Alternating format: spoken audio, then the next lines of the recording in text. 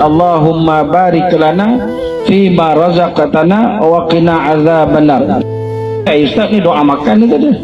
Ini bukan doa makan tuan-tuan. Kita ni salah faham. Doa makan apa? Bismillahirrahmanirrahim, itu doa makan. Allahumma ya Allah barik lana, berkatilah kami fima apa-apa razaqtana yang kau rezekikan kepada kami, wa qina azabannar, pelihara kami daripada azab api neraka. Kalau kita doakan kat kepala isteri kita ni, Allahumma barik lana, ya Allah berkatilah apa yang ada di atas kepala isteriku.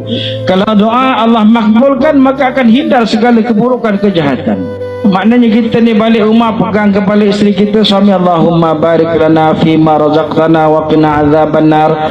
Pegang kedua telinga, Allahumma barik lana fima razaqtana wa qina azabannar. Pegang kedua mata, Allahumma barik. Mudah-mudahan telinga dia dengar yang baik-baik je.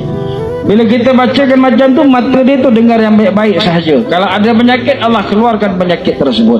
Pegang mulut macam tu juga. Kalau suami isteri kita ditadikkan ada penyakit kat mana, sakit lutut, pegang Allahumma barik lana. Buat selalu, insya-Allah. Mudah-mudahan pertama Allah bagi kebaikan, yang kedua kalau ada penyakit, insya-Allah Allah sembuhkan penyakit tersebut. Tapi buat sekali lah, jangan balik buat sekali, sama aja kata dia.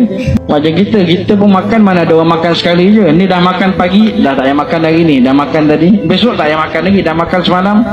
Buat selalu, amalkan. Jadi nanti si isteri pun macam tu juga, pegang kepala suami, Allahumma barik lana fima razaqtana wa qina azabannar. Pegang tangan suami, kalau pegang tangan dia sambil sapu ke bawah, Allahumma barik lana. Pegang hati suami, Allahumma barik lana fima razaqtana wa qina azabannar.